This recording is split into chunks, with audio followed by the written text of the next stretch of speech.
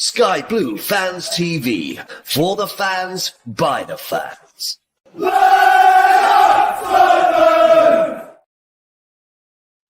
Good evening. Welcome to another edition of Sky Blue Fans TV. As you can see, we've got our pundits ready to go. Claudio, good evening. Good evening. Good evening. Which is two-tone wig on. We'll come to that. Jack from Leamington and Warwick Supporters Club. Good evening, Jack. Good evening, guys. And Paul, all the way up in Cheshire. Where in the world? You're at home today, aren't you? Yes. I'm at home today, yes, at Cheshire. Yeah. Good evening, everybody.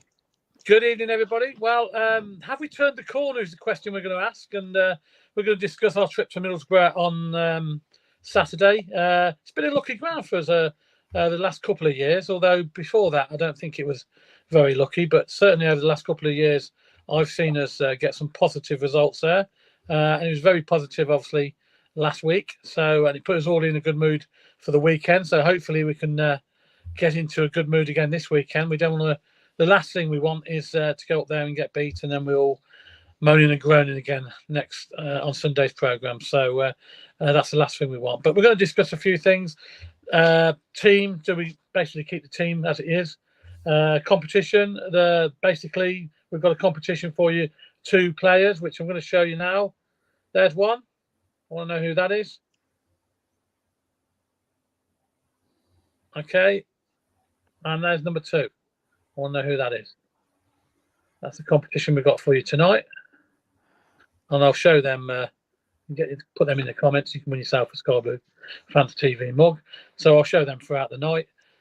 Also, do we stick with the same team? Does he make any changes?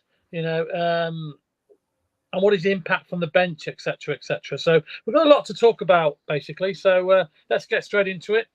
Claudio, I'm going to ask you. I think I asked you last week, but does it keep the same team? Or would you change? Would you change it from Saturday's, performance? Because it was spot on, wasn't it? Really? Yeah, it's difficult, isn't it? Because Luton coming into our game, apparently that's the 3rd match in a row. He started with the same 11, which I didn't realise. And you could definitely, you can see the last 15 minutes of that game. We'd got them. They looked really tired, and he was forced to make changes. I think because he thought he'd have to rest some of the players, and it played into our hands. I personally think he won't change a lot. I think Radoni. I'd like to see him start on the left-hand side instead of Kitchen, because Kitchen had he had an all right game, but it's not what we want as a left wing back, is it? No. Also, it looked a bit uneasy, didn't it, when the ball went down that way? But he did cope well, to be fair. He did okay. But as soon as he got booked, I said it on Sunday, his game was over, wasn't it? He's booked after 12 minutes, you're in trouble as a defender, especially the way he plays. And you look at Torp instead of Sakamoto, possibly. The 2 lads have got in front, Wright and Sims. I wouldn't. If he started with the team that ended the game, as in when he brought Radoni and Torp on, I'd be happy with that. Yeah. But I don't know. We don't know what injuries are. I haven't heard of any injuries this week. Unless anybody else knows anything, I certainly haven't heard anything about. Seems to be injury-free this week. I don't think anybody's picked up any knocks. I presume the goalkeeping situation will be the same, because I haven't heard that Ben Wilson is fit. So I presume they'll go with Dovin again.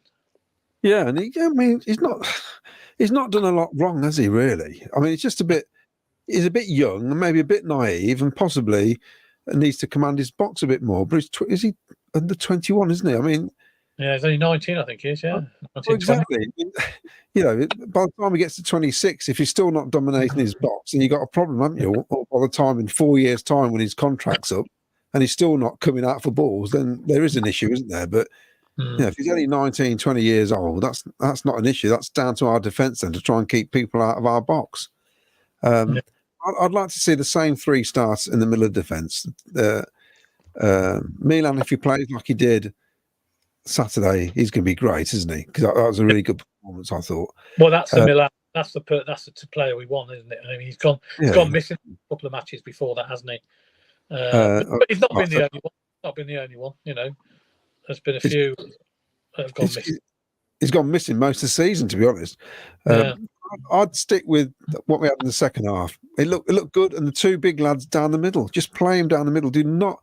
I think it's pointless playing somebody out wide when we've got other players who can play out wide, and that guy can score goals. You're playing down the middle, but you might get more goals by playing down the middle. Well, and you can't argue. They both scored, didn't they, last week? They both scored. So we've got no arguments with that. Jack, would you agree with that? Would you start with the team that finished the game, or would you make? Yeah, I mean, like Claudia said, it was very positive, wasn't it, towards the end? Yes, we're playing a Luton team that were very deflated on the back foot. I think any 11, to be honest, would be going at Luton quite hard in that same situation. Now we're up in the Middle East, away from home. It's different. Ideally, we want the players to pick up exactly where they left off and carry on. I'm not sure that's the realism. I think De Silva had 2 very good games before he missed the Luton game. I wouldn't mind him playing back on the left wing back. It means you push Redoni into midfield, and the 2 games, Preston and QPR, Redoni was missing, I think. So even though that's an ideal, it hasn't worked in the 2 times we've tried it. So I don't know. I think on paper, I'd like to see De Silva back at left wing back with Redoni into the midfield and leave the 2 up front. But it hasn't really worked. So I'm in 2 minds, really. Yeah, I mean, I thought the 2 up front certainly worked. Yes. They both scored, and I just think Wright should be playing up front rather than on that left-hand side.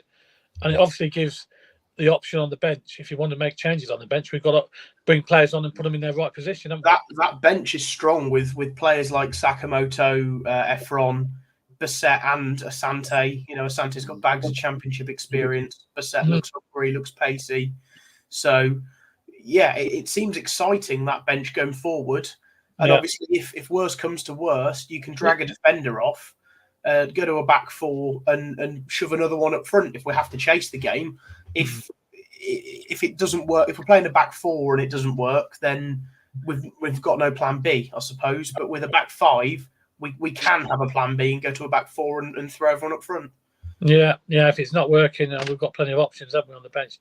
That's a good thing. Whereas before, I thought we looked a little bit weak. Paul, good evening, mate. What do you think? First thing I've just seen my mum's comment. She's missing Corrie to watch this, so I think I'm in trouble already. I've got a first yellow card, and I've only just come on the pitch. Kitchen, yeah, exactly.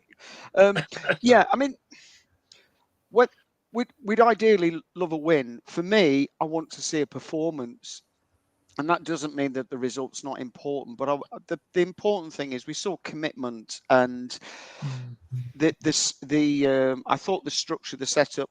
I liked Redoni out on the side, and for me, I'm with most of you guys. I would go with the 3 at the back: Binks, Thomas, and Latz, because I thought Latibeaudière had a great game.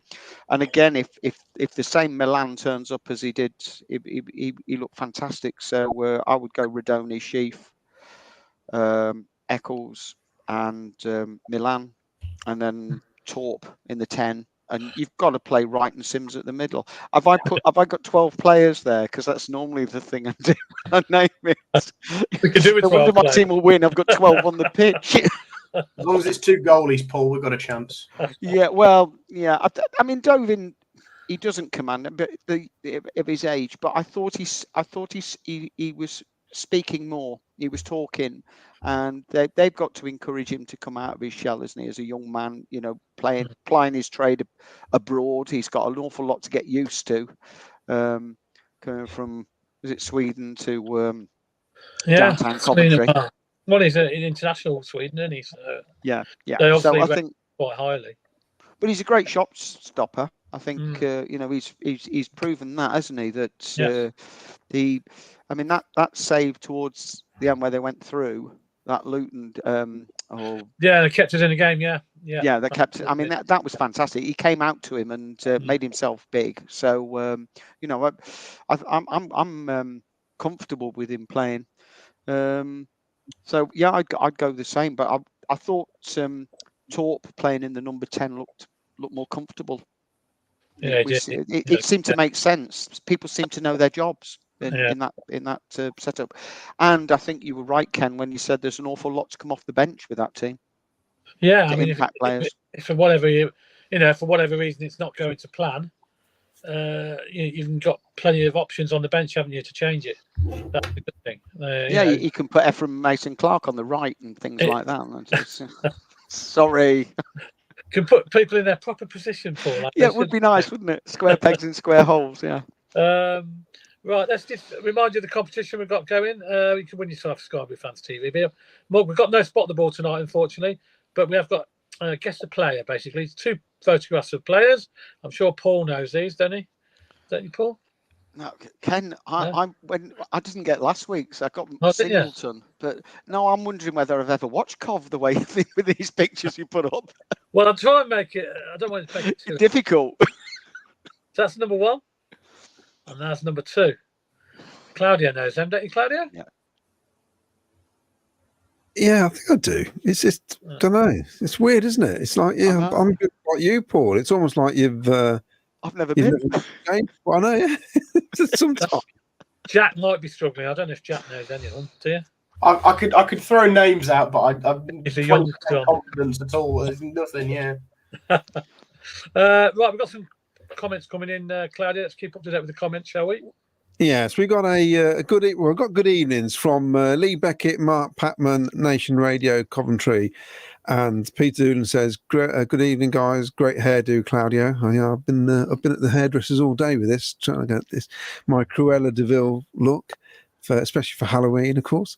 Nation Radio, he's had a go as Tony, one of the players. George Osters.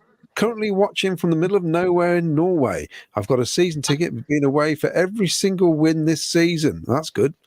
We'll be back for Sunderland away. It's Pauline Hughes, Paul's mum, of course, and saying she's missing Corrie again. Much really.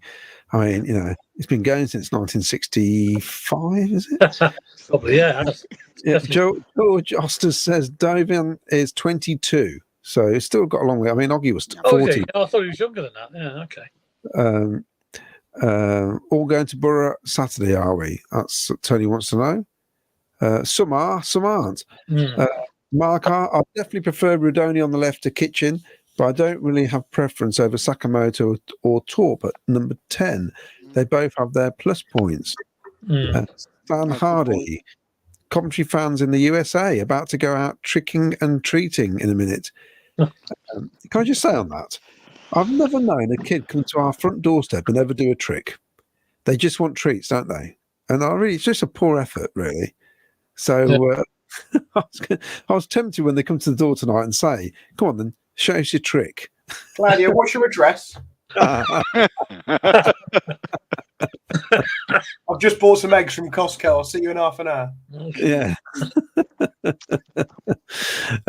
Gags is on X, says play same side that started the second half versus Luton and the same commitment, keep it going. PUSB, see you at the Borough. And Stan Hardy, USA, Sky Blues, and James Hollyoak has had a go. And an evening all from Keeley Surtee. They're the comments so far. Okay. All right, then. I'll just remind you of the competition again, just in case you missed them earlier, missed the pictures. There you are. There's the first one.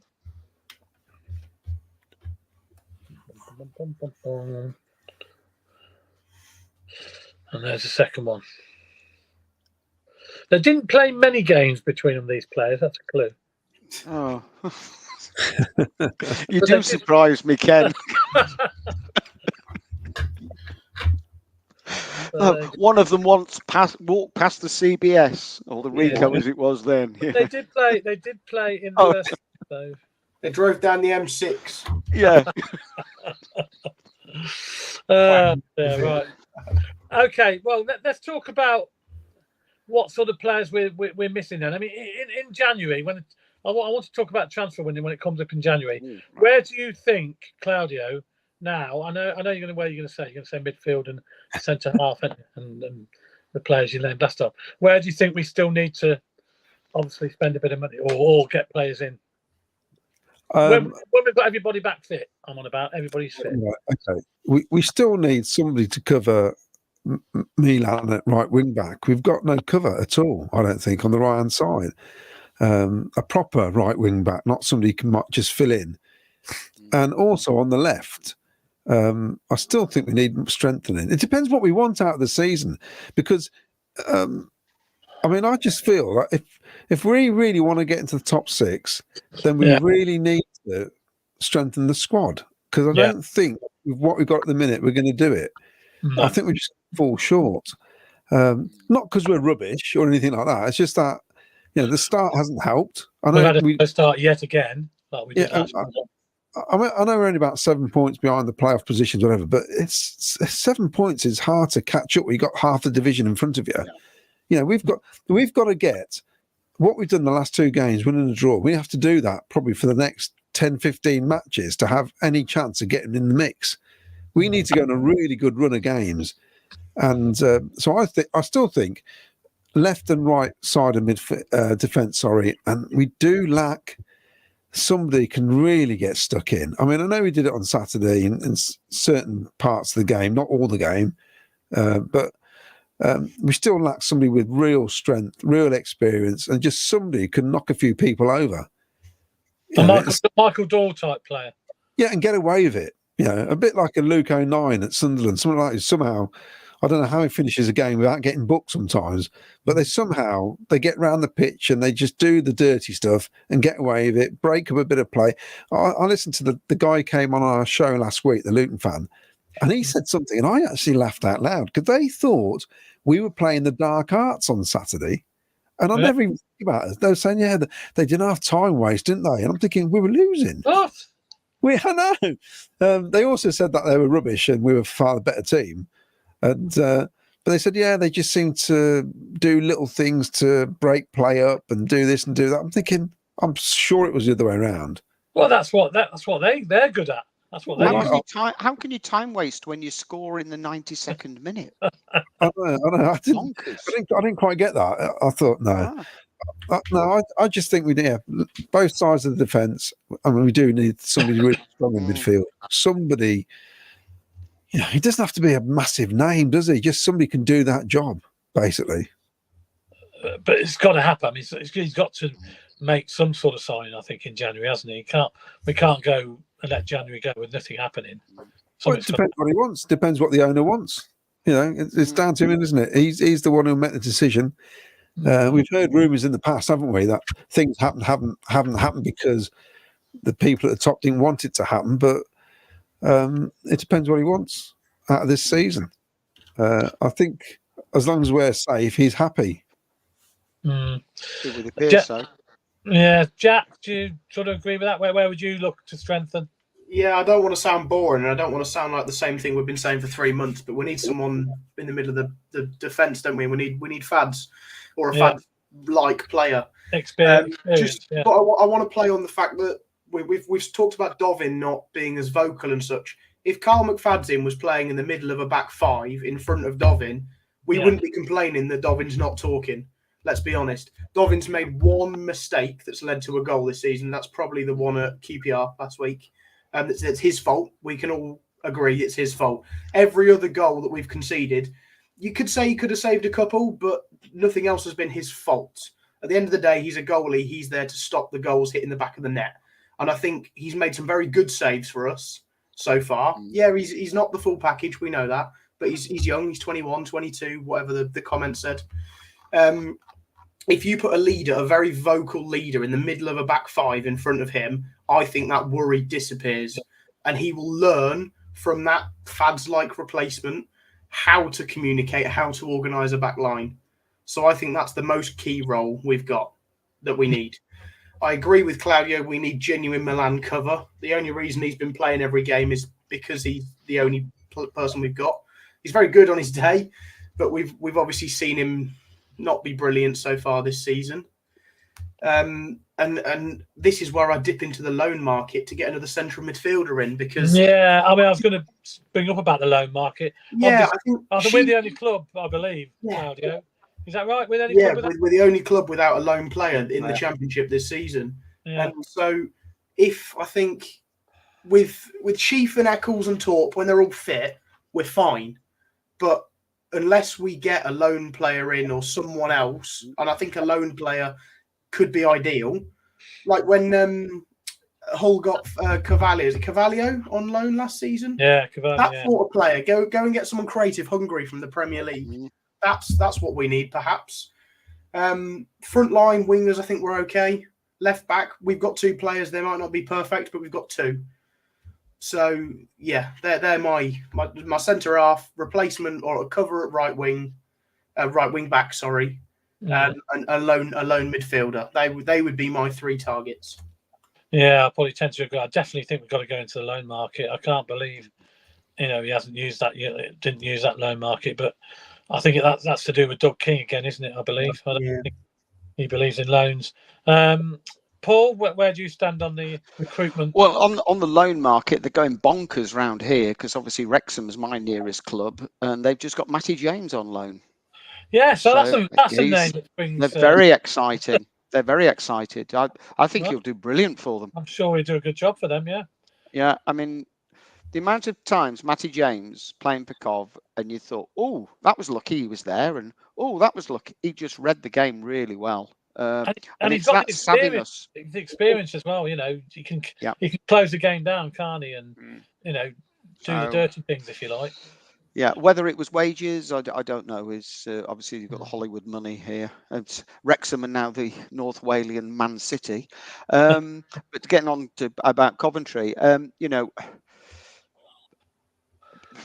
somebody, I would agree with all the guys. I'm going to be boring again, as you said, because it was exactly what I said at the beginning. Cover for both wing backs, and we need strength. McNally would have been somebody I'd like to have seen us buy. I liked McNally. I thought he was. McNally did well for us. I'm surprised Robbins didn't go back in for him. I know. I thought he was a good player, he. And then centre mid. I think we need some savviness. It's like you said, Jack. When it gets tough at a night game away from home, you need a fads. You need somebody just to organise and just talk and give people confidence. And you can almost see the confidence draining away. I mean, it's great when it's going well, but when we're up against it, sometimes it just that lack of experience, I think, shows. Yeah. So I wouldn't disagree with any of. I think we all know it's whether Uncle Doug is going to come down the chimney with his sack and just in early January for some presents, but I'm not holding much hope. No, I don't think we'll be lucky to get a mince pie. I thought that was him coming in on that paraglider at the weekend. That was a new signing. Was that playing the dark arts, getting a paraglider to come over and time waste? Was that them doing the dark arts? Was it? It certainly looked like Luton Town colours on the actual. I don't know. I never heard any more about that, so I don't know what it was all about, to be honest. But it was their time wasting that got us the extra 6 minutes, however much time was added on at the end. Yeah, their goalkeeper was wasting time as well. When he went goalkeeper retrieving the ball.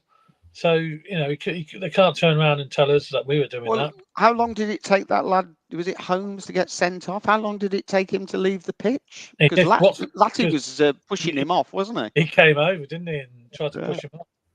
Well, there was a substitute, wasn't there, that was pushed off the field by one of our players as well, taking a while, I think. Yeah. Well, they're meant to take the shortest route, but they don't, do they? They're meant to just walk straight off. It's a nonsense, aren't they? They bring these laws in, and then they do it for about half a season. It's a bit like the added time. It's nowhere near as long as it used to be for the first 10 games when they brought it in. Yeah. We had double figures, didn't we, for the first 10 minutes, and all that. Yeah. In some games now, it's 3 minutes, 2 minutes. It's ridiculous. They've gone back to the old ways again, haven't they? Yeah. We don't mind when you win. Yeah, we don't mind when you win. Let's try it. Let's just remind you of the competition. There's the first one. Name that player. There's the second one. What's the prize? It's a night out with you, Ken. Is it? Is that the prize? Well, not quite. You've got a Sky Blue Fans TV mug, which is They're fantastic, actually. So it's just as good with a night. Second prize is 2 nights out with Ken.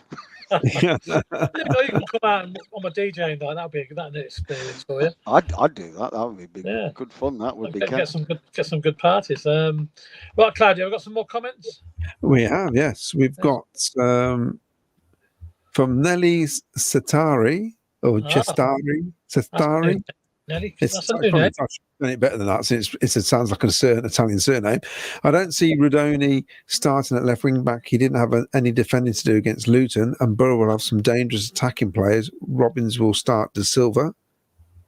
Gareth Evans put Claudio Deville. I'm going to take this off in a minute. It's so hot. Emily Smith, happy Halloween. Let's hope the team's form is more treat than trick this Saturday. Mark R says, isn't the talk about team selection just highlights the strange recruitment in the summer? Apart from which pairing we play up front, we only really have a choice at left wing back and number 10 and goalie. It's true. It is a bit It is, yeah. skew with Claudia. The idea is if you don't give the callers a treat, they can play a trick on you. Well, I know that, but they just hold their hands out straight away, you know. And I mean, you get the mothers coming along sometimes. Say, "Oh, look, he's dressed up for you." I thought, well, you could have made an effort. Thought Josh Eccles has done a very good job when he's been put in at right wing back. Caroline's gone running tonight in a one of those glow in the dark skeleton suits, full skeleton suit with the mask as well. So that's gonna be funny. Well, I think she's going running or she's going robbing, one of the two. A Sausage Unite, Doug King, Sky Blue Army. Wayne Littlewood, he says, without strength in depth, we will fall short. Sadly, I think mid-table is the best we can get this season. Poor start has cost us. Yeah. We need a leader in the squad. Sadly, we are missing that one who can take the game by the scruff of the neck. Nation Ray's had a go. Oh, look at that. So he's having a good go there. Have you taken a note of Tony's guesses, Ken? Skyblue Heaven 87. Going back to Saturday, no one mentioned how good Sheaf's setup was and how he faked to go one way and set Torp up. Yeah, he did. It was fantastic, wasn't it? Mark R. No real options in central midfield. Who didn't play at some point last Saturday? It might help DK. This is from Dawn Cook. To buy a decent player in January if the extra money for Vic does come in if he goes to Man United. Wayne Littlewood, no team has ever gone up from the Championship without loan players. Someone messaged DK that stat. Surely we don't need the Gyökeres money to come in because we've got the Casey Palmer money that we're sat on not spent. That's true. Allegedly, it was £1 million, wasn't it? We got for him. I don't know. To be fair, in the nicest way possible, we needed to replace him, but £1 million for a decent player at our level who's only got a year left on his contract, maybe it was good business, but yeah, it's just bad. Yeah, the timing wasn't great, was it? With the midfield being short, that's the only problem. Stan Hardy, what's going on with this Raphael player, the Aussie dude? We don't know. Wow. I see him training all this time and smiling away. Is he ever going to kick a ball? I just hope he's not the next Hilsner. We don't know what's happened to him, do we? Mark R, if we have pay big money for a loan, I prefer a purchase. Not that it matters much either way. And Tony keeps having a guess. He's just naming all the rubbish players from the from the 90s at the minute. Ones that played very little games. Of course, Ian made the trip, didn't he? High all, he had at least had a pleasant trip this time, didn't he? High all, critical part of the season. Agree, we need to be busy in January. Yeah. And Joyner put evening all. Just joined. OMG, have you had your fingers in the socket, Claudio? Claudio, I was saying I didn't realise until I think you were mentioning it on another show that you actually pay for your loan players. I was under the impression that you got them for free and you made a contribution to their wages. I didn't realise you actually had to pay a fee for them, for some of them now. Yeah, there's all sorts of ways of doing it, and a lot of clubs do that. There's some of them paid up to like 10 million to loan a player. Unbelievable. I know it's not. It depends. If you've got Man City that are advertising, we want some youth players to go out and get championship experience, and you say, yeah, I'll take them, they're not going to say, all right, give me 2 million. That's not going to happen. The reason Man City advertise for players to go out on loan is for them to get experience. If we knock on someone's door and say, we want him on loan for 6 months, they'll say, all right, pay a premium of £1 million, for example. So it just depends on the supply and demand. Yeah, Also, it's something that me and Ken were chatting about. It's complete different subject now. Is actually the stadium rental agreement, because this time 2 years ago the doors were shut, if you remember, and they locked up the CBS and we couldn't get in, could we? And then we were allowed to play 3 home games, and then Doug King took over and the doors were open again, weren't they? Had to work out a contract, and that was so come January that'll be 2 years, that agreement of a 5-year deal. Now, the next deal has to be for 10 years minimum, apparently, according to the EFL rules. EFL, and that's got to be done by the end of the season. So well, this is what I'm not sure, if it's whether or not, for those who are doing it new, it has to be for the end of the season, or it's for everybody. So if anybody out there knows, because I'm trying to find out, and I was looking at the EFL handbook, and there's so many hundreds of pages of drivel, basically. I can't find the bit I want. Well, according what the information I got is the deal's got to be done under EFL rules. That's because we kept moving grounds and stuff. It's to put a stop to that. It's got to be a 10-year deal in place before the end of this coming season. Now, as far as I'm aware, no talks have taken place between the club and the CBS to date, which I find amazing, really. That's unbelievable. Yeah. So you've got to the end of the season for Doug and Mike Ashley to get together to iron out a deal. Well, to get a deal for the EFL, really. It's EFL want the deal signed. But my point was, I'm not sure, because you had a deal in place that ours will run on for those 3 years, but the next one has to be 10 years. No, yeah, it does have to be 10 years. Yeah, that's what I've been told. Yeah, it's got to be 10 years, and that's EFL regulations. But as far as I'm aware, there's nobody at the club have chatted, have in talks about it. Nothing's been said, and it's creeping up on us, isn't it? You know, before we know it, that'll be there, and that'll be the next agenda. So we all think we're nice and safe and cosy in the CBS, but the EFL want a 10-year deal signed and done, which has not been done yet. So, but that's not been, nobody said that. It's not been anything publicly said about that, but it has. It's still there. It hasn't been done yet. I'm just surprised the club haven't come out and said anything about it, but that is the situation. And we've only got to the end of the season, unfortunately. But I mean, hopefully, the relationship's good still, and it will be done. I'm not saying it's not. They might have plans, meetings that we don't know about, but certainly nothing's been made public about it. So when does the deal have to be done then, Ken? By the end of this coming season, I believe. Mark has put we're a year into the new agreement. There was a short-term deal once Fraser's took over to the end of 22-23 season. Was the new deal just for 3 years? It's for 5 years, isn't it? The new deal, but we don't know if it has to be redone because of this new 10-year agreement. Or I think it's the EFL. I believe the EFL have upgraded the rules, so it's got to be a 10-year deal. There's got to be a 10-year deal in place, and their new regulations. And I believe the time limit is now up until the end of the season. Well, I'm on the CWR sports thing tomorrow night. Yeah. So, well, maybe I'll ask them. But that's what I've been told. And they've only got to the end of the season to do it. So, and that's the EFL regulations. That's these new regulations they've brought out. But we haven't done it. We haven't got a 10-year deal in place yet. So, that's creeping up on us, and that needs to be done. So questions do need to be asked with the hierarchy to see what's happening.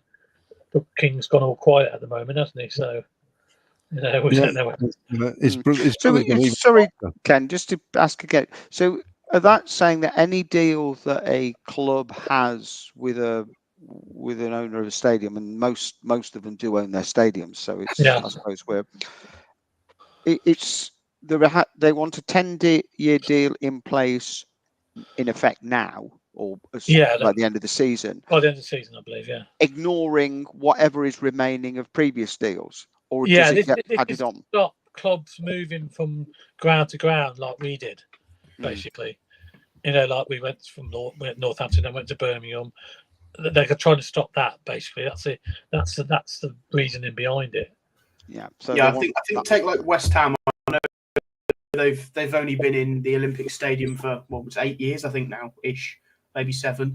But I think because they've got a long-term deal, it probably won't affect them at all. It's because we've had multiple homes and or short rental agreements that it affects us. I think that's probably the discrepancy. Yeah, and I think it's to protect the fans as well, because the fans going here, there, and everywhere, and it's not right, is it? I know it's to protect us, but it worries us. Yeah, it worries us as well. Yeah, so they've said, well, mind you, the way we played, I'd go back to St Andrews. Sorry, that was just a joke. That was just a joke. If it gets promotion, mate, I'll agree with you. We played fantastic there. Well, that's an interesting thing. Maybe you can bring that up with CWR, maybe, Claudia. Yeah, well, we lost 3 times in St Andrews in 42 matches, so we're nowhere near that, are we, at CBS? No. And that was a better. I mean, that was a much better record than Birmingham have ever had there, I think. Yeah. We've got some more comments. David Hammond's had a go on the quiz. I'll let you have a look at that. And also Dave Sports Photos. He said the mug should go to the first correct answer, not names in a hat, in my opinion. Not everybody is quick as everybody on the. We've got to give the young ones are quicker than the older ones, aren't they? On the old. On the old Wayne Wood Memorial Park. Here we come for our new home. You kind of forgot about the fact we couldn't get in the ground when they took over at the time. I'd forgotten about all that. No. Yeah, that's right. Andrew Gray, agree with you, Paul, on Matt Nally. No coincidence. Bristol City have really tightened up defensively with him in their ranks. Yeah. MR, that's about the new deal. Dave Granigan. Well, if something hasn't been sorted for us to stay at the CBS, then that's ridiculous. Yeah, it was a good point about Bristol City because they've just beaten Boro, haven't they, at Riverside? So that's I was watching their podcast and they're playing their 2 bogey teams. They've said Bristol City and then us. So I can't see us being much of a bogey team this time. But anyway, to be fair, we never break our bogey-ness there, do we? So, like for example, Swansea, we haven't beaten in 40 years. We never beat Preston. We've never even drawn at Preston. Really, we lost. But teams like Boro, Sunderland, we normally do quite well against. So let's hope we can keep it like that. Yeah, I'm pretty confident, but we'll see. Graham Cockerell, Claudio, you're doing 101 Dalmatians. If you are, you're in the wrong place. It's Cavandi, will MA play hardball with DK to try and own the club and the CBS? Wow. That's the who knows? MR, surely you can only force a minimum length lease deal once the current one finishes, not mid-term. This is what we don't know. This is the thing, you see. Yeah. Whether or not it has to be honoured, then the next one has to be 10 year. I know whatever happened, next one had to be 10 year, whether or not they brought this in or not. Paul Cuttyford, Devil's Advocate, what if Fraser Group won't sign a 10-year deal? Who else do we ask? That's a good point as well, isn't it? Mm-hmm. I mean, yeah. Mark Harrington, DK initially went for 5-year leases. He didn't want to be committed paying today's rental, but being in League 2. They must be discussing behind the scenes if this new EFL rule is correct. Well, I only presume they are. There must be meetings going on that haven't been made public. So, and then they might just come out and say it. But it's all gone quiet. So, Yeah, well, they're not going to put a tweet out saying, "Oh yeah, we've just met with Mike Ashley. We're having contract talks, are we?" No. There's So- going to be silence until it happens. Yeah. And everyone hates it when it's last minute. That's what we don't like. It's and all you got last time was all negotiations are going well. You think just make the announcement. Put everybody at rest. Yeah. Yeah. Got into an argument on Facebook, said Dave Sports Photos. Which squad was better, current squad or the playoff squad? He said the current squad was better because we owned all the players. Rubbish. The squad is the squad. That's true. See, I was making the argument on the radio. I don't know if you heard it saying, because just one guy said, I don't know why we didn't have any loan players. And he was saying, well, if you haven't got loan players, it means you're not going to lose players. And, wouldn't it be better to own your players? But loan players just help you out a bit. The top sides around the world have loan players. It's not like that's what it's there for, to assist you, isn't it? But do you remember a time when Doug King used to go on CWR and answer these type of questions when he first came? Now there's just tumbleweed. Yeah, it's very quiet. Um, Concerned me. Mark, I still vividly remember us breaking our curse at Villa. Yeah, we did. Yeah. It took a long Marvellous. time, but we did it eventually. I don't even think we played Villa in my lifetime. You've never seen us play Villa, have you? Wayne Littlewood, Ashley has us by the short and curlies when it comes to rent charge. Well, he can actually charge what he wants, can't he? And according to Stan Hardy, Sheffield Wednesday hadn't beaten us our place since 1997. Now that's changed. Voodoo doesn't last forever. They've beaten us. Barnsley haven't beaten us in over 100 years. Is that right? Yeah. Barnsley, they haven't beaten us for over 100 years. So. At Can we get Barnsley in the Championship, please? Graham Cockrell, if the EFA put out the rule, doesn't all the clubs have to do it for it to be fair?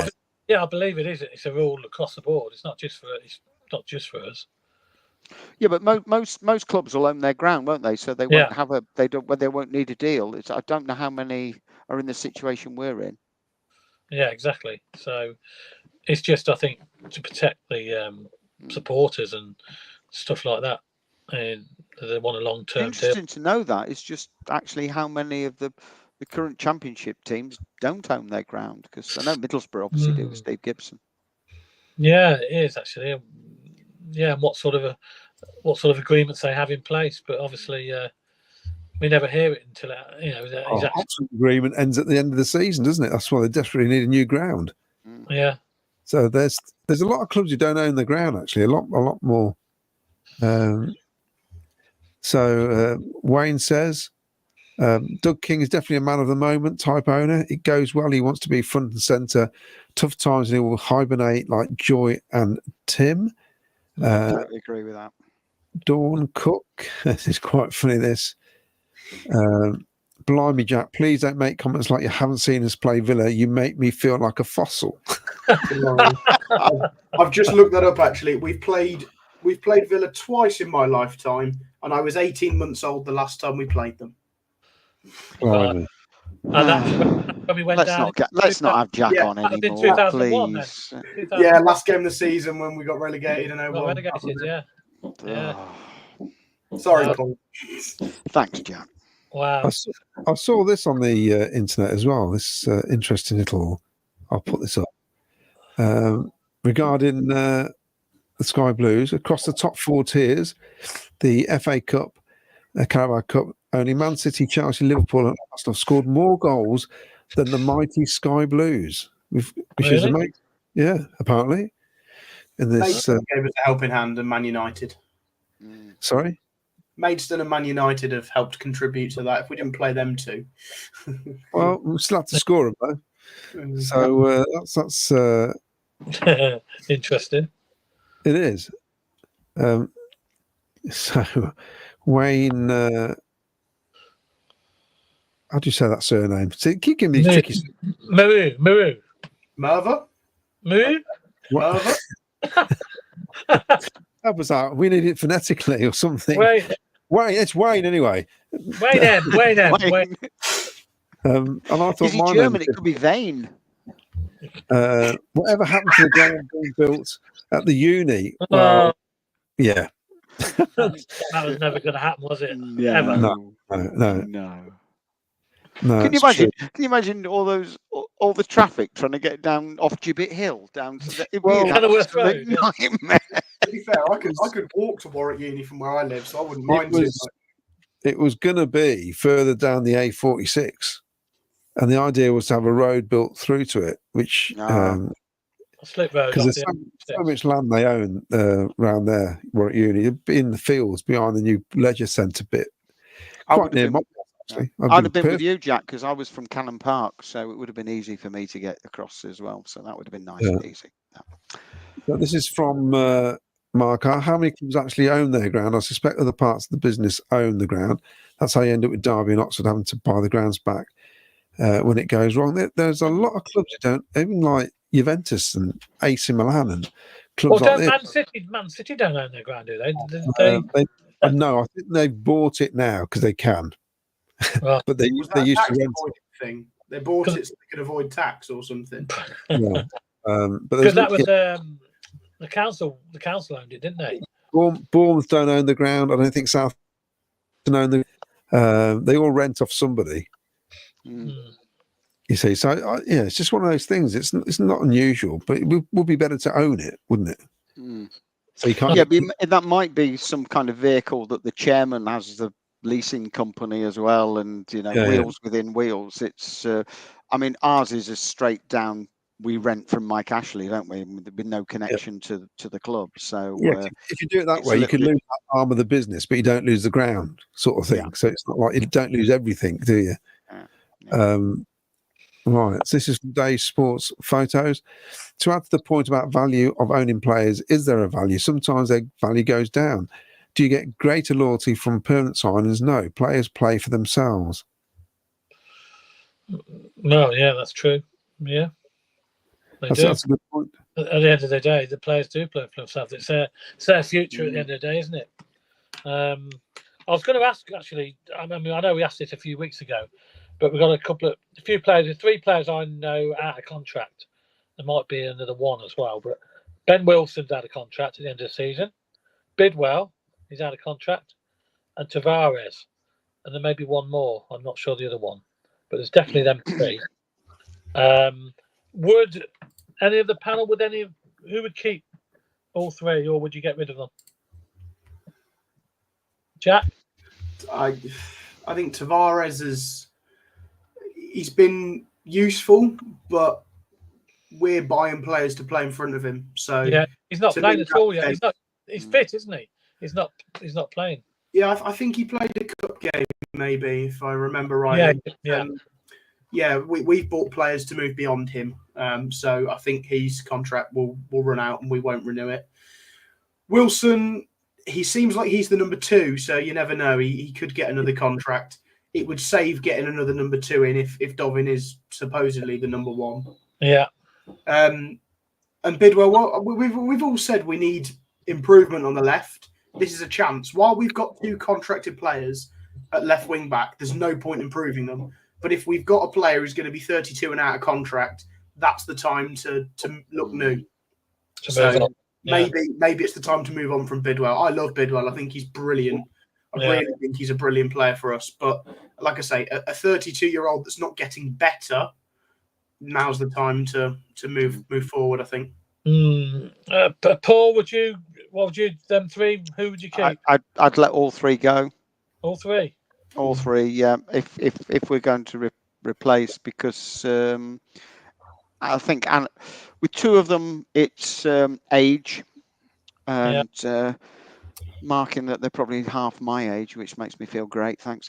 And I think Tavares has not kicked on. Apart from that fantastic goal against Preston, he hasn't really, what. I know he had a bad injury, didn't he? Came back, but he still hasn't really forced his way in the team, has he? Yeah, and I would pick up what Claudio said. What do we want? If it's mid-table, just holding, then you may keep Bidwell and Wilson. But if we've got any aspirations to improve, then I'm afraid we have to move on. But it just comes down to what Doug King wants, as far as I'm concerned. And I'd still go back to my old. I know it sounds like an old record. At the moment, Doug King has spent very little of his own money. Yeah, and I think fans are realising that now. Yeah, the crown jewels. If when there was talking earlier about whether the playoff team was better than the team now, across, I think we're a bit more mediocre across the team, but we haven't got the geniuses of, and I use that of Hamer. And Gyökeres is sort of he was coming into his prime, and just starting to, he was a player that kicked on, and O'Hare could always do something that was was out of the ordinary. He could do something that's but I see the Sheffield Wednesday fans now are complaining that all he does is fall over and scuff his shots, so he's carried on that tradition. But I mean, I love O'Hare. I think some of the things he did were very special. So I don't think we've got the special players that we had. I'd love to see Hamer and Gyökeres in that team that we've got, but yeah. Oh well. I mean, I personally don't think the players that have come in are better than the ones that went out. No, but a lot of the ones that went out were loan expirations, not our own players being let go. No, I know what you're saying, but I think obviously Hamer went for the money. Obviously, we had to sell Hamer for that money, which is fine. But we never replaced him, did we? No. That's the problem. We never replaced him with quality. It's all right getting all that money, but what did we spend it on? Who we brought in that's of equal quality? No one, really.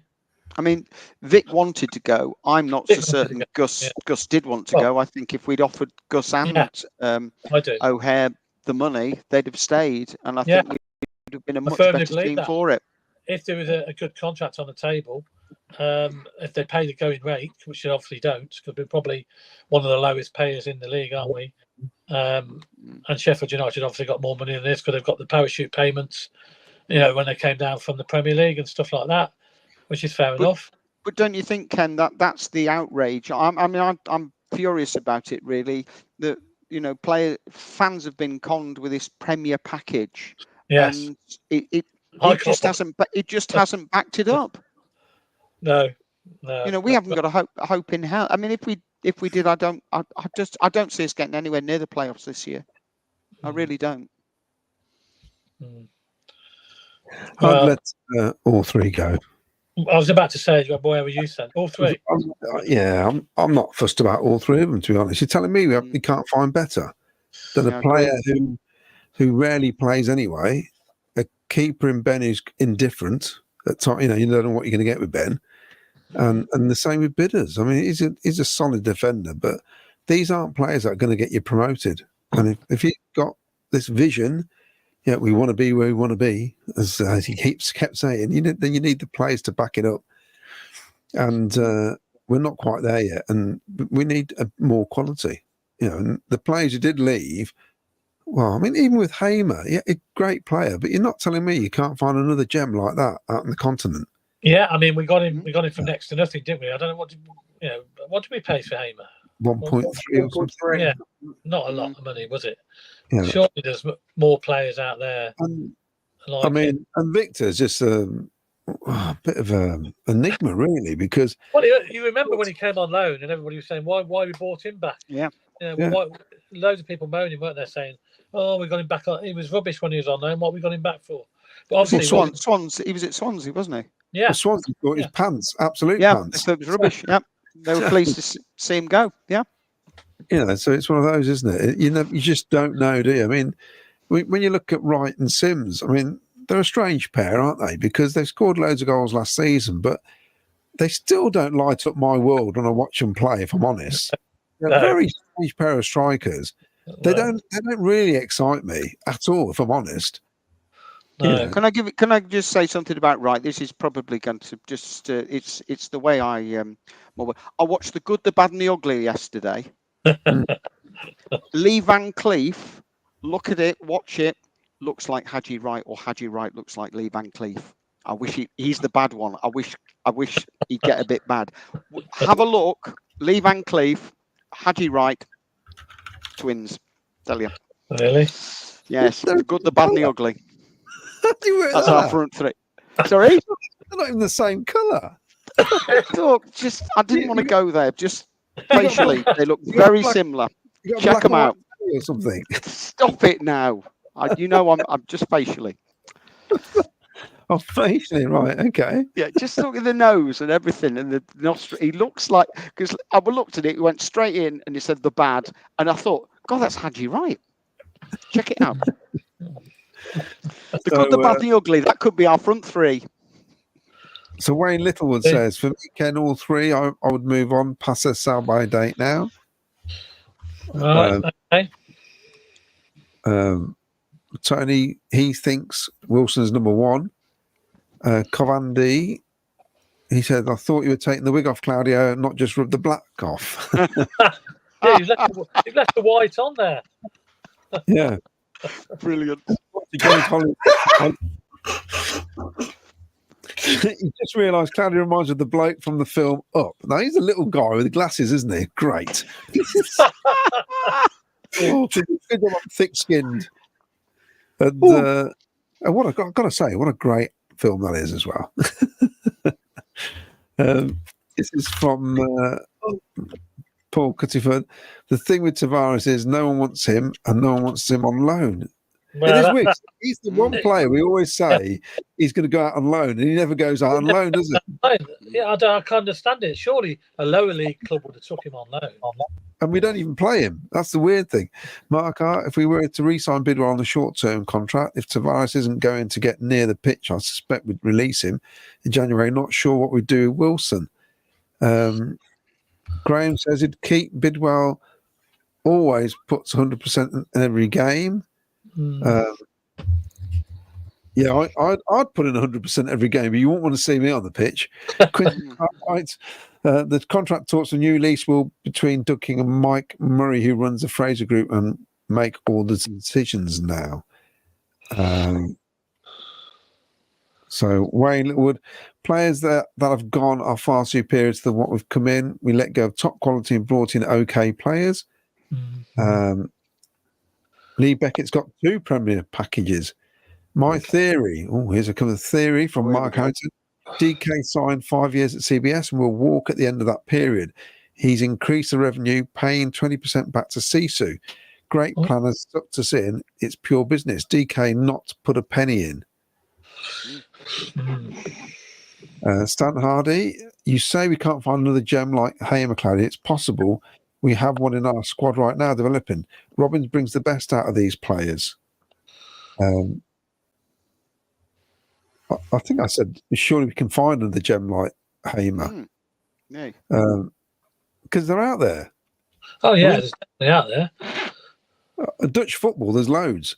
Wayne, think we're going to swap leagues with the Blue? Oh, no, Wayne. Oh, no. You know what? We've got a guy at our place who's a Blues fan, season ticket holder and that. Hardly a peep out of him last season.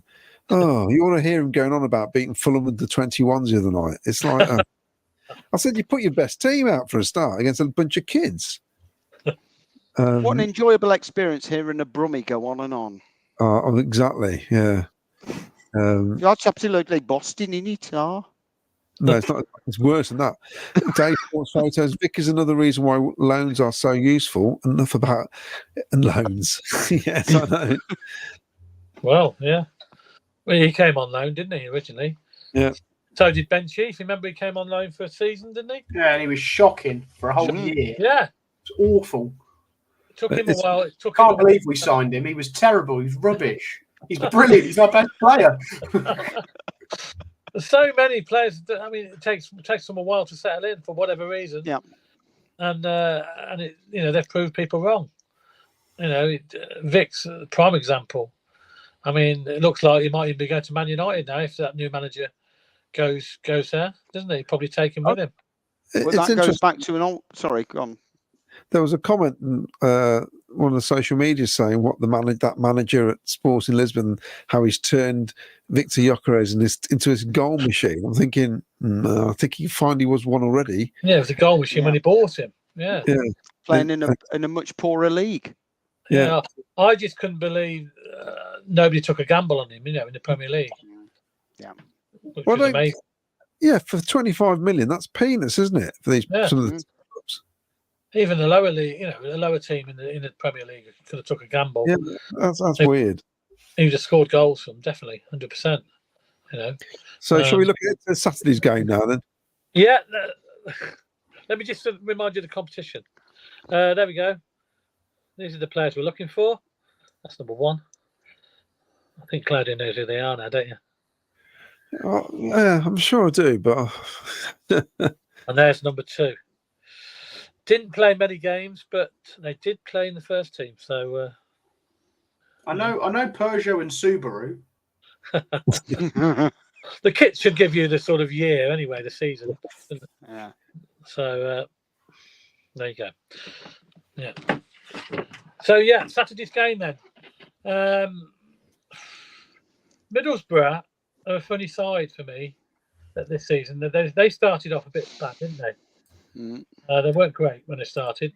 They've been a bit inconsistent. They seem to be picking a few results up now lately. But I do like the manager. I like the Middlesbrough manager. I think he's a fantastic guy. Fantastic. He's a fantastic player as well, weren't he? So I think he'll turn them around. So they look like they're on the up. But the question is, we'll say we're obviously not. We are on the up, I think, after Saturday. It was certainly a great performance. But we need to continue. We need to put together a run. As Claudia says, we've got midweek games coming up against Derby as well. So we need to win the home games, basically, and get anything we can away from home. A point away from home is great. If we get 3 points away from home, that's even better. That's a bonus, isn't it? At the end of the day. But I certainly think for the next 3 games, let's look at the next 3, for example, Middlesbrough, Derby, Sunderland. I think we can get at least 7 points there. Wow. Where do you think?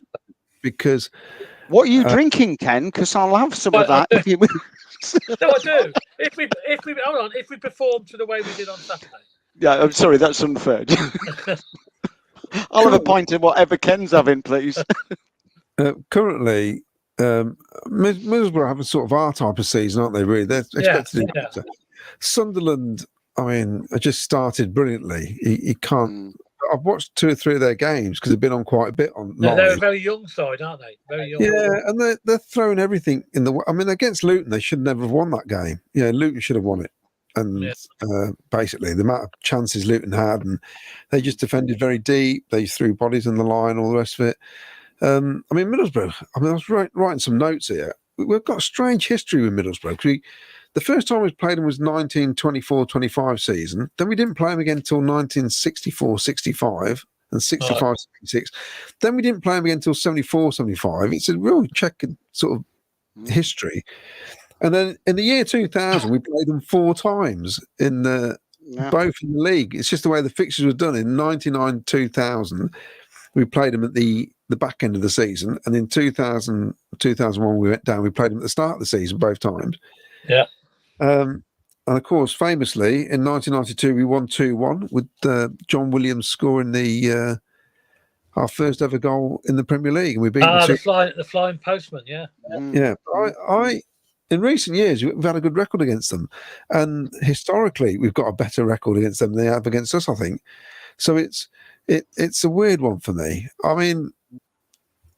Didn't Brian Dean just pip him to the first goal in the Premiership? Because that... I think Paul Williams was the second, wasn't it?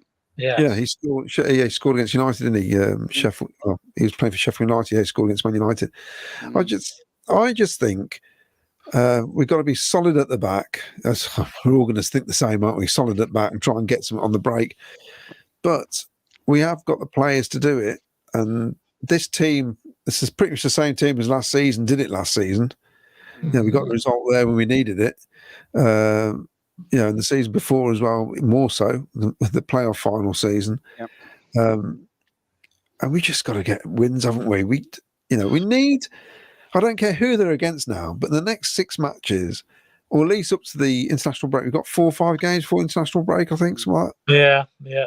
Wouldn't it be nice if we had at least 3 wins out of that lot, just to keep it going a bit? Because we've got to get away from the bottom. I don't feel like we're going to get relegated, but it'd be nice to get away from that cauldron of whatever down the bottom, because you can get dragged in quite easily, like the Blues did last season. Yeah, exactly. So confidence is a massive thing, isn't it? In football? We should be looking at getting the minimum of a point on Saturday. If we come away with a point, I'll take that all day long. And you follow it up with the 3 points against Derby. That's brilliant. If there's a performance, that's what I was saying. If we get one, but they repeat the performance of the commitment, then I'd be happy with that, because it shows there's a building process. They are getting more confident and they feel, I don't know, more comfortable in the setup. Yeah. I've just done some research. How unlike me, the XG. Middlesbrough are far and away the highest creator of expected goal opportunities, but they're 4th at missing big chances. Before you get too excited, we're 3rd. So, right, okay. So I knew we'd be up there somewhere. Yeah, the only trouble is we're not creating them, but they're they let a 3-1 lead slip against Norwich, so I definitely think there's optimism. Yeah. Jack, are you confident in the next few games? I hope so. I'm making the long trip up to Middlesbrough on Saturday morning, so I will be when I've had a couple of cans of Carling on the bus on the way up, I'm sure. Would you be happy with the point? Oh, absolutely. Yeah. Absolutely. Like Claudio said, we're in a bit of very hit and miss sort of form.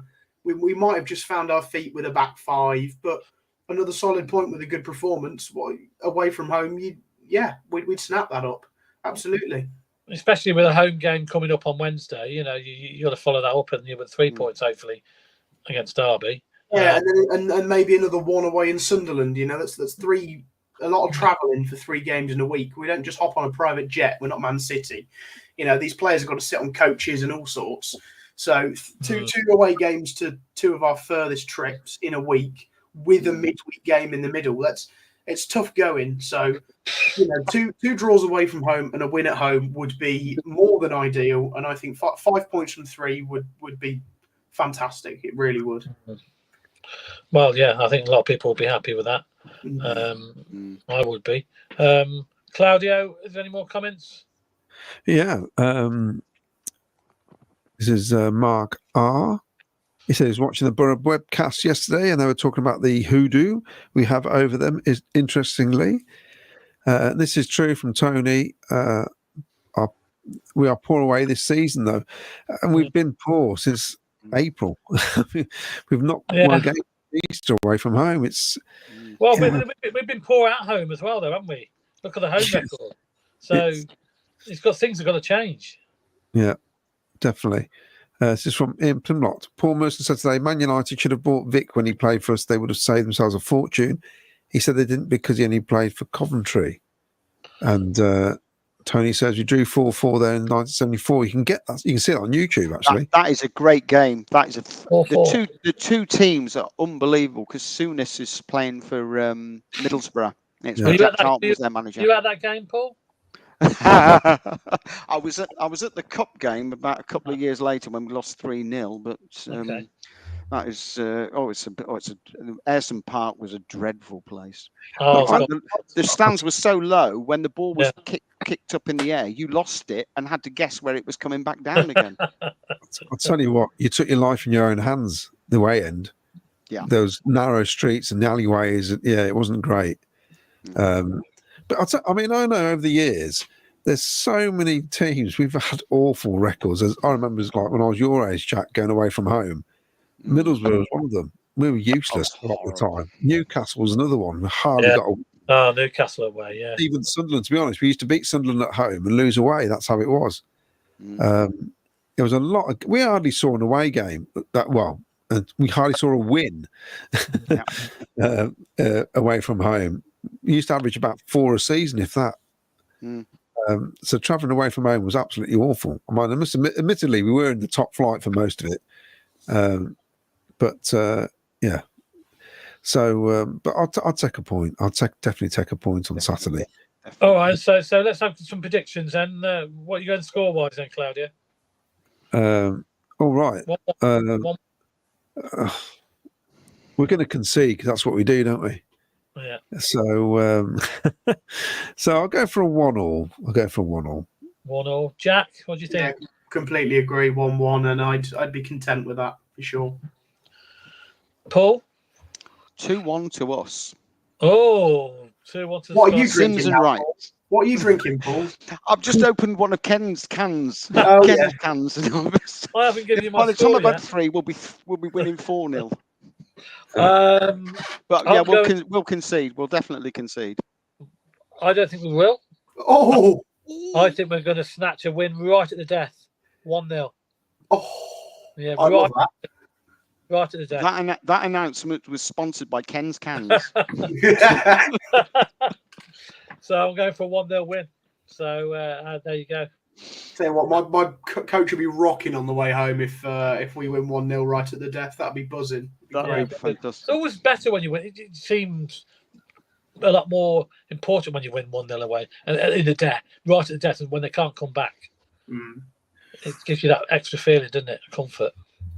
There's a comment from Paul. Because if points are needed, we are a quarter of the season gone with 12 points. BCFC went down with 50. Stan Hardy, Paul Mercer doesn't know anything. He also said Vic plays for Benfica about 10 times in the same interview. Well, he's doing Strictly, so he's all over the shop at the minute, isn't he? At Matt B, I was on the paraglider over the CBS. I did have a big line on my back with large arrow pointed towards the opposition goal, but it fell off over Fozil. Boxer, you mentioned Newcastle as a bogey away fixture, but I'm sure I remember a Premiership season we won 4-1 at St James's Park, but also lost 4-1 at Highfield. Good times, yeah, but we rarely won at Newcastle. I saw some right drubbings there. Yeah. I remember one game was a cup game. I'm sure I got there late. There's all problems, and we lost 5. We were 3 down before. 5-0. Yeah. I think we're 3-0 down in about 20 minutes. And it's like, I'll just did go out. Did we ever win at Newcastle? Because I can't remember. I've seen us win at Newcastle. Have you? Yeah. Days. Cyril Regis scored twice, and a certain Paul Gascoigne scored for them. I was at university. We all went up there, and it was a marvellous day. 2 Cyril goals. Yeah, I've seen this. I was only young. We beat them 2-0. Ian Wallace definitely got one. Yeah, I remember us beating them at Highfield Road, but I can't remember many away. But no, we haven't beaten too many times. Was that in the red kit, Claudio? No, we played in Sky Blue. Oh, right, okay. Just in my lifetime, we've played Newcastle 7 times, lost all 7. There you go. That's it. And you've not seen us play Newcastle either, have you? No. 2010 was the last time we played them, and I didn't go. I went to Main Road once, and we were a bit late and queuing up, a couple of minutes late, and by the time we got in, we were 2-0 down. So I know that. And Dave Bennett scored for them that day. The great Dave Bennett scored for Man City. So, yeah. Bennett. We lost 4-0 in the end. Happy days. Talking about Benno, he's got a book come out, hasn't he, Claudio? Benno? He has actually, yes. It's I was sent a copy to review. I've still not read it. Have you read it? No? You still haven't read it? I still haven't read it. God.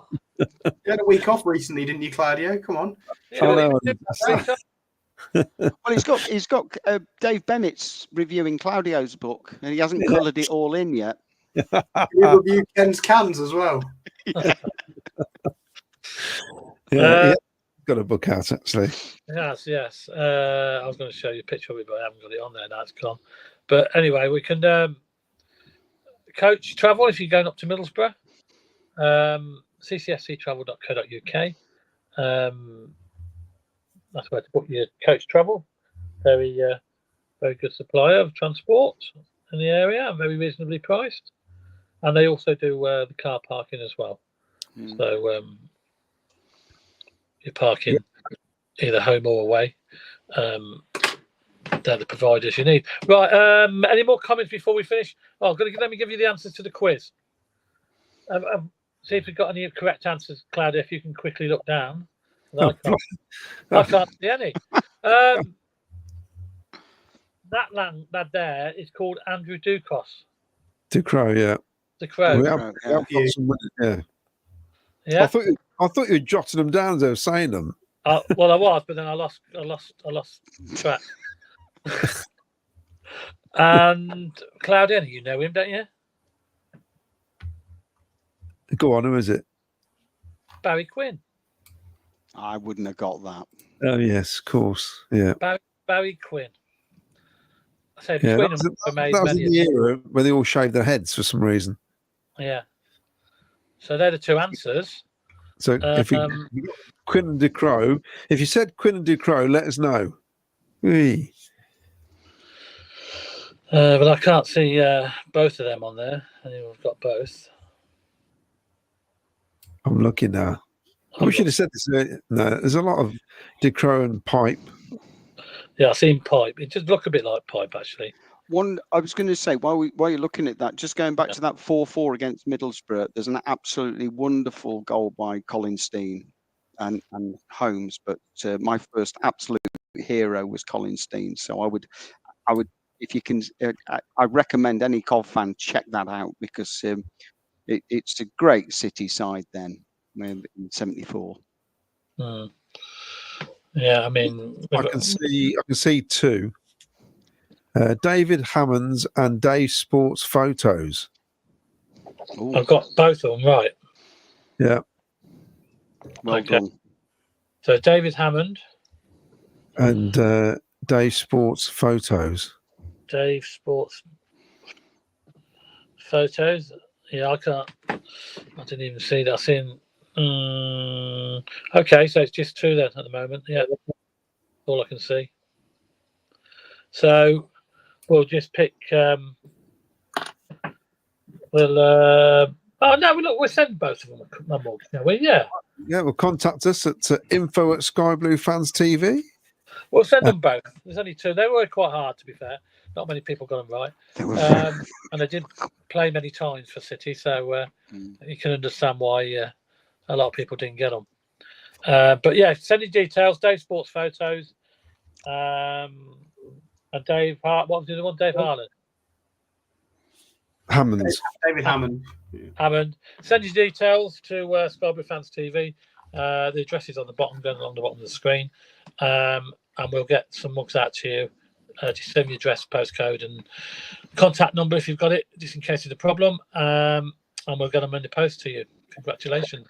Also, Jack, I believe the Supporters Club have got an event soon. Yes, yeah, we've got Players' Night on Tuesday the 19th of November, Racing Club Warwick. Tenner to come in. We don't know what two players we've got yet. I believe the club keep it secret until about 10 days before the event. But when I know, I'll get it advertised. But yeah, come down. If you're a member of the club, you can come in for free. Otherwise, it's a tenner. Come and have a good night. So that's a different venue than last time. It's Racing Club Warwick this time. Yes, yeah, we couldn't get the same venue. Unfortunately, they've got another event on. So Racing Club Warwick, we're at this time. Tuesday the 19th of November. And who's the host for the evening? Oh, Rob Gurney's hosting. I forgot about that. Oh, that'll be good. Rob Gurney. That'll be good. Sorry, Claudio. What is it? It's going to be Tavares and Bidwell, and they both want a word with Claudio. No, in our luck, it'll be Brad Collins and Abikwi. So they're the two players we've sponsored. But Collins obviously hasn't had a minute yet, and Abikwi's out on loan at Grimsby. So they're the two that we sponsored this season. They're the two that we sponsored. I think the club got our request late, so just gave us two players that were left. I hope you got some money back off them because they're not playing. Like Jack says, you don't know who we're getting yet. Anyway, well, you know how it works, Ken. You don't know. Same as they used to do at the tavern. It's similar. Yeah, they'll tell us the day after who's going to turn up. Yeah, it's a last minute thing, and but yeah, they're good nights. They are really good nights. I recommend you to go down some because I came to your one when Ben Wilson Came, Yeah, a didn't couple of years ago. it? A Yeah, couple of years ago. we had an 87 night recently. We had Oggy, Dave Bennett, McGrath, and Dave Phillips.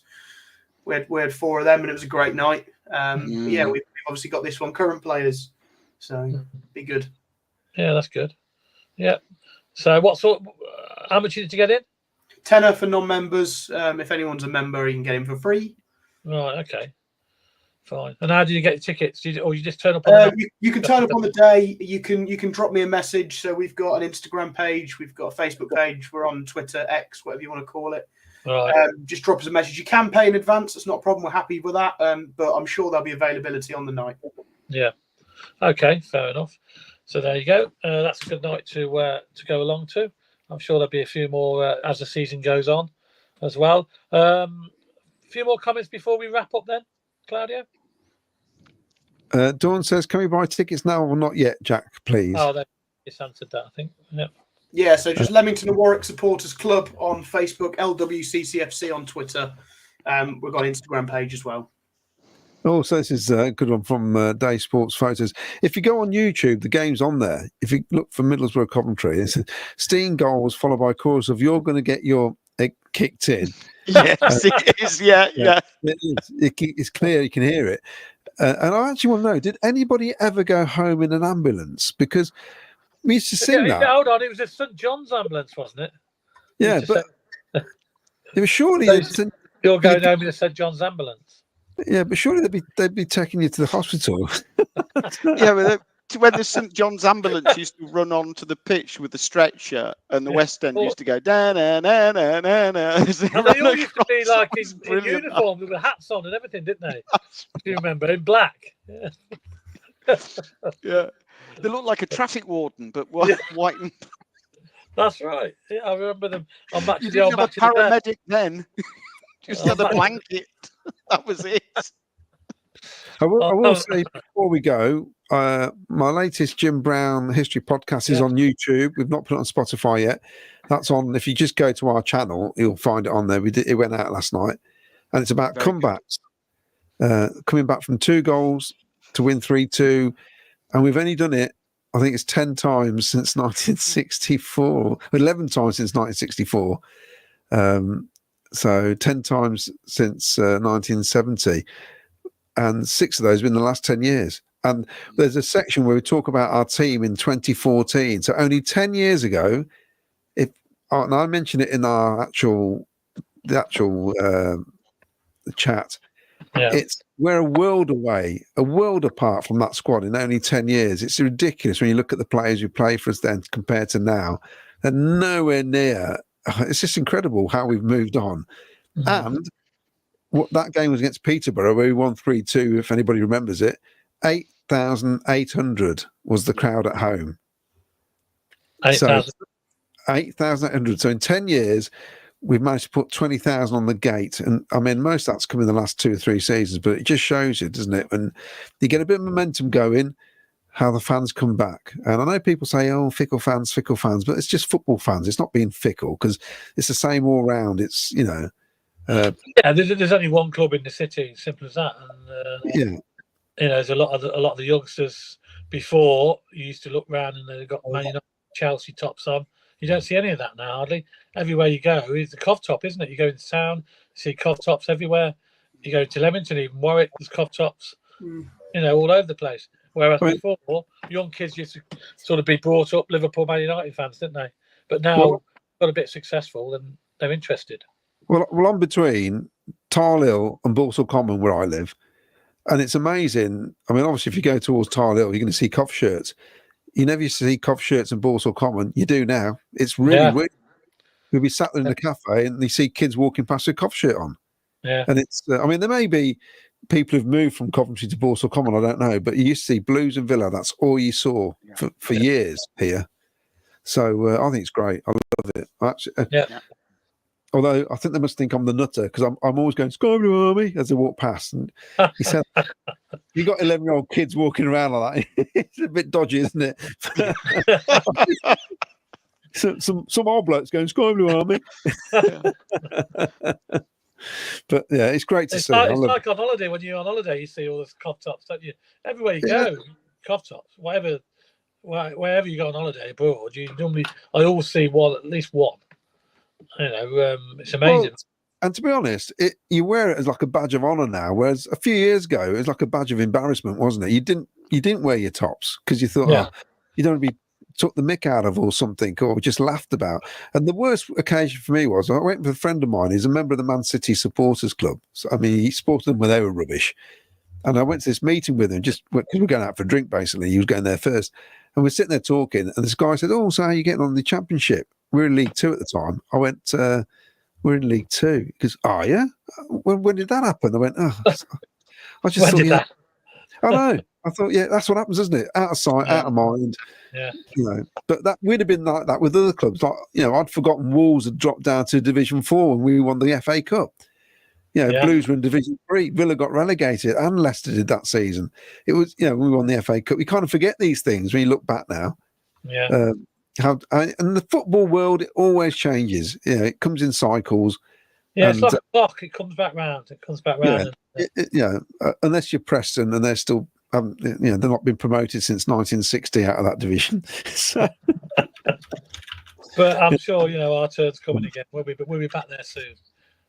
I had an interesting experience thinking about wearing tops and that. I was at Leeds University when we played Leeds in the semi-final.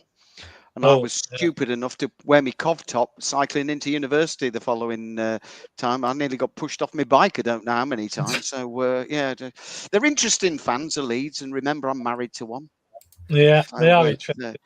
Yes. Colin Bramfield says, when we played Oxford at home, my mate is an Oxford fan. He said he'd never been to a ground with so many home fans wearing home tops. And Jack has replied, Colin, that's called empty seats. I didn't know if you're going to read it out.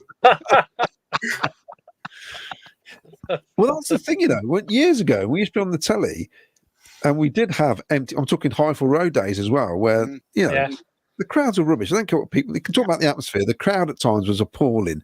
Yeah. And we'd be on telly. You couldn't, and I used to be sitting there watching the game from the main stand, looking across, and you'd lose your players because they're in sky blue. And with the seats, there was so many empty seats, you couldn't see where the players were half the time. Yeah. It was poor. It was poor. Yeah, because the only games that tend to fill up the Highfield Road was a bit when we played the Man United and Villa and the big thing.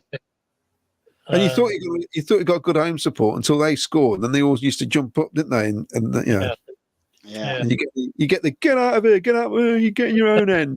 We can't score, mate. That's why we're in your end. Oh, fair enough. Yeah, the good old days. But yeah, attendances are up. Money's pouring in for Doug King, even though he hasn't spent any. But, the only thing I'm saying in his defence is that he could easily not spend anything of the transfer money as well, because unofficially or officially, it is his money. You know what I mean? It is his money. It's his club, isn't it? He's improved retail tenfold as well. You look at record shirt sales. Yeah.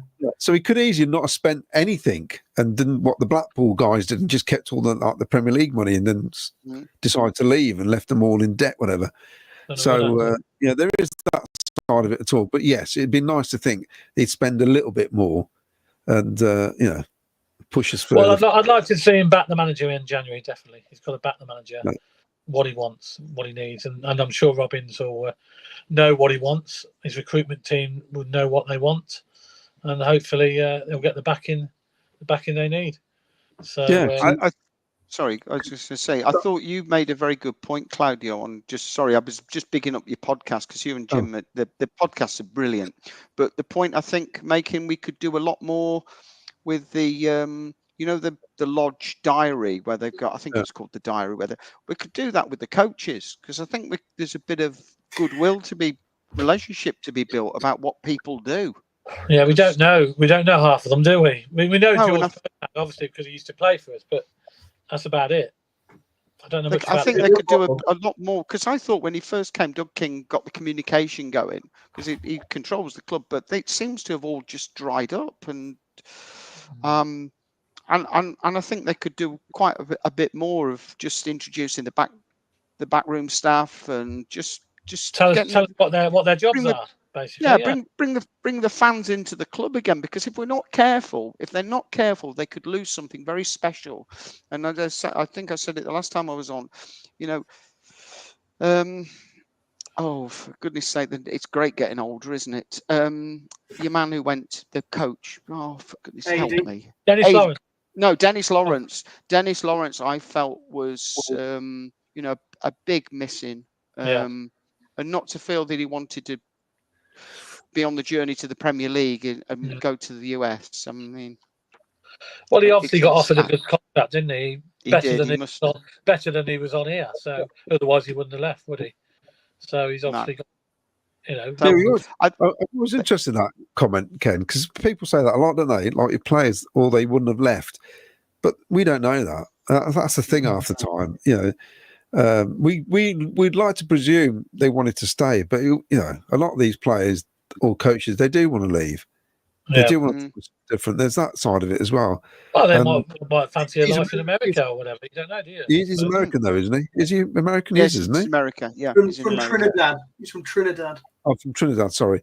So yeah, he probably just fancied working in America. I don't know. He's working in America, though, isn't he? Yes, he's working. Yeah. I think it's Florida off the top of my head. So it's about as close. Dear. He might be coming back after the hurricanes.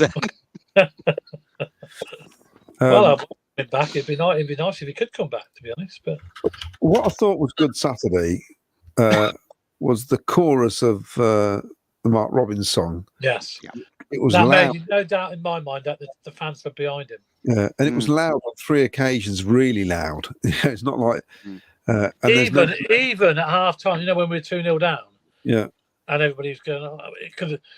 To be honest, we played well, even though we were 2-0 down. We were, Luton were very lucky going in 2-0 up, and Robbins, they were singing it there, and I thought, well, that's good because it gives them a bit of confidence, and to come out. The next goal was vital, weren't it? And we had to get it, and we got it, and we went from there. Didn't you think that comment was very strange, where he said Torp has not been wanting to shoot? Who said that? Robbins. Robbins said, and he said nothing we've told him, but he just doesn't seem to want to shoot. And we've tried to encourage him, and you've seen that he's took a shot. And especially when you think of where he started off with that absolute worldie at Sheffield Wednesday. Yeah. Well, he's a guy that you want on your free kicks and stuff, and shooting outside the box. That's the guy you want on it, isn't it? Well, same as Milan. He's not gone anywhere near a free kick either. No, he hasn't. To be fair, no. Didn't he take a free kick on Saturday? No, I don't think he did. Did he? Yeah. Somebody didn't hit the wall, didn't it? Yeah. I can't remember that. Yeah, it could have been Milan, actually. I think the trouble is, Paul, when chances, when we're not creating, we created loads on Saturday, but in the matches leading up to that game, when we've not created too many chances, I wonder where the players don't want to shoot because they're thinking, if I don't get this right, it could be another 10 minutes before we get another shot. Yeah. Where on Saturday, those shots were piling in from everywhere. Everyone's shooting. It was so different. But he took it lovely. And like somebody said, the Sheaf's layoff, perfect. Everything about that goal was wonderful. The way it was recycled, as they call it. It was really good. Rodoni putting the crossing on his wrong foot. That as well. It was for the winning goal. Yeah, when Ellis Sims knocked it in, it's great to see that. But that was great, wasn't it? Because Hadji was in the 6-yard area. He wasn't out on the left. He was down the middle, causing havoc, and he got his result. He got his just dessert. But this is what happens when they're feeling confident. Would Rodoni put that in with his right foot 3 weeks ago, or at QPR, he probably wouldn't have done. He'd have checked back. First time I've seen him use his right foot, I think, to be fair. Yeah. And I thought on Saturday, I know we're going to shit the show in a minute, close the show down, but I thought on Saturday, on the left, he hugged that touch line, he got past his man, he put crosses in the box. And that's what we need to do, I think. We've got two big lads up front. Let's use them down the middle and try and create a bit of havoc in that box. Because the goal was scored, the winning goal was scored because of panic, wasn't it? The ball in the box, Sims got a head on it, Latty should have scored really, completely missed the ball. And there was chaos. Their defender practically kicked it in anyway, didn't he, before Hadji finished it off because it bounced back. And it creates chaos, and that's what we need to do, I think. create panic. Like we get panic when the ball flashes across our box. We should be doing that to other teams with the players we've got. We've got so much attacking power. You know, And we haven't used half of it yet, have no, we? it feels like sometimes we waste it because we don't attack quick enough, you know, and things like. I don't know if anybody saw the Spurs Man City game last night. I did, yes. It's a great game. Good game. I've got to say, Spurs, the way they were attacking in the first half, went on the break so fast. I'm thinking, we can do that. We definitely can do that. Yeah. You know, we proved against them. We scored against them. Yeah. You know, we can do that. And I feel that's where our strengths lie this season, is getting the ball, moving it forward, getting on with it. You know, stop this tapping nonsense at the back, get on with it. You know, and I think Mark Robins alludes to that they want them to be quicker, move it faster, go forward. So it is weird when they don't do it. So it can only be a confidence thing. Confidence is massive in football, you know. Yeah. Because we know there's ability there, because they've proved it, but probably not enough, which is the reason why we're not in the top half this season. Yeah, exactly. Well, on that note, look, we've got to. It's not been that scary, has it? Really, on Halloween? I know Claudio's been here, but I got this here. There you go. Oh, there you go. I'm going to go trick or treating now. Yes. Yeah, confidence is a massive thing. Let's hope we can go up to Middlesbrough and get 3 points. You know, 3 points would be nice, but I'd accept a point, you know, before the match. I'd take a point any day long, especially with a home game against Derby coming up on Wednesday night. So let's hope we can turn the corner, as we all think we have. I certainly think we have, and I certainly think we can go on and make most of what the season holds for us and get us up the league table and get us into the position where we want to be.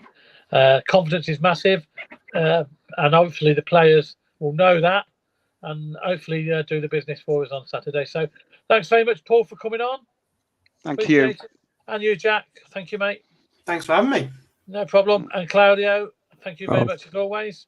We'll be back Sunday night.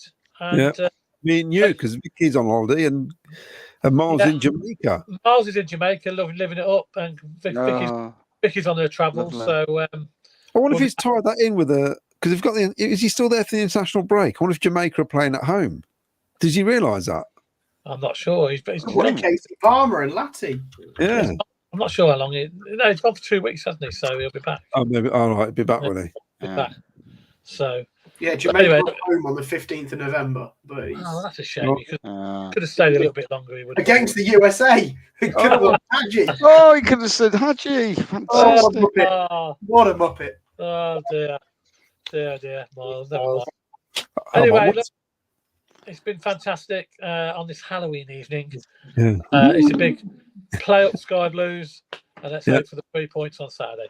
Play up Sky Blues. Play up Sky Blues. Come on. And thanks for all the comments, by the way, as normal. Cheers. Good night.